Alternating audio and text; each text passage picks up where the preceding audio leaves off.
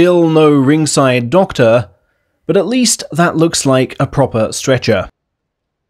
And there'll be a need for it. Although we've seen more genuine checks of wrestler condition post-dohyo emergency training, Sumo's main response to Hibiki-ryu is a simple call for wrestlers to believe more in what they're doing. That means renewed commitment to FFF, falling face first.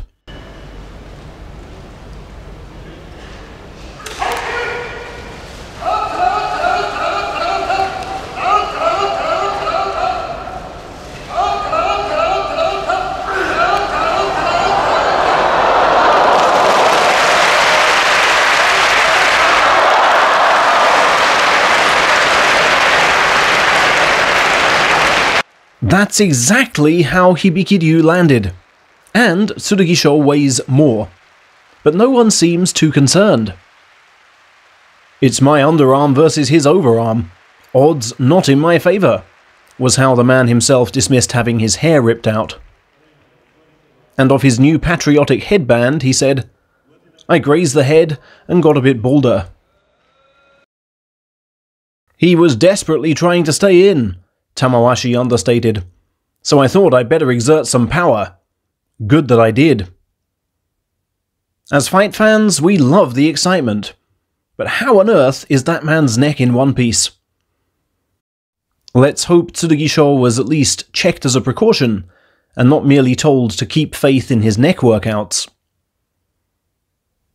20 minutes later, it was his stablemate's turn to take a nasty bump. Tobizaru versus Onosho.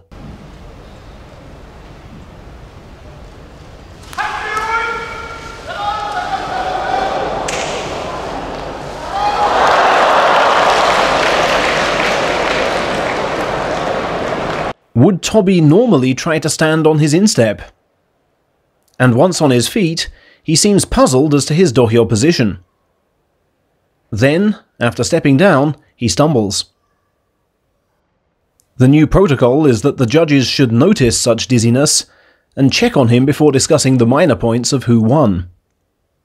The chief judge is the coach of the wrestler whose concussion inspired that very protocol. Yet, just as always, only the nearest Yobidashi acts. And Tobi responds as any wrestler would. "I'm fine.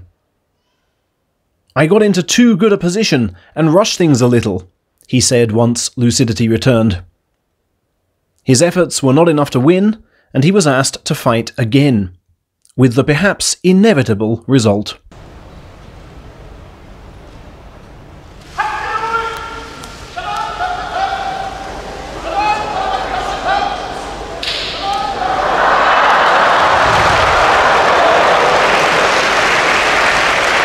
Another awkward fall, which could have been worse. "I moved well, but pulled, and again tried to win too quickly," Tobi vaguely recalled. And incidentally, those fans are merely told that as wrestlers are bound to fall from the dohyo, they shouldn't leave their belongings out. We were then treated to a less ghastly clash of rising stars in good condition. Both Meisei and Wakatakakage won a special prize in March. Both have beaten Ozeki in March and May. Don't let Meisei's score against the division's best fool you.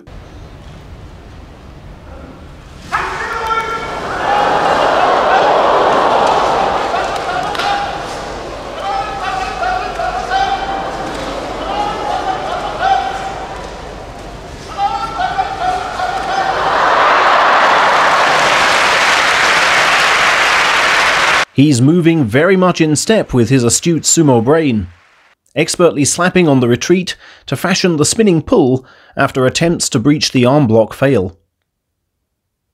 "I could fight calmly up there, and my condition is improving," he assures us.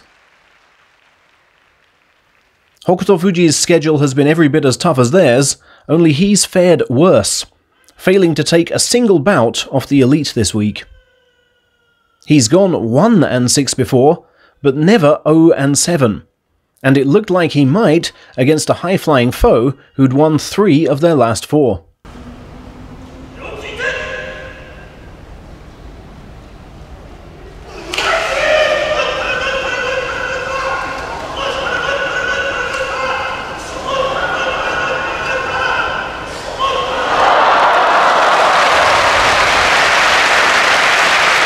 Beaten for power Hokuto was, but a trademark right foot on the rope proves a fine bastion, buying him time to trick Takayasu into expecting an elbow pin here, then slide the other way with stunning speed.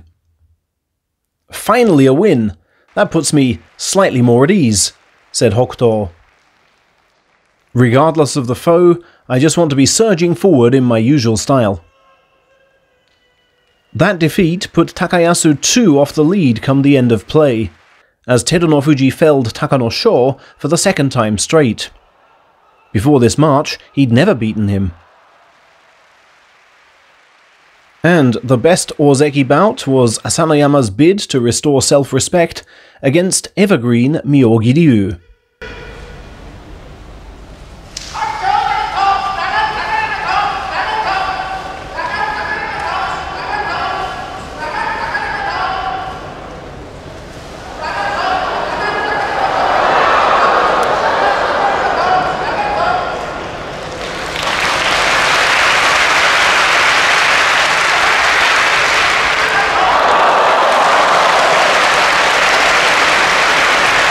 Asa dislikes moving back, but that kind of throw is a useful weapon to have.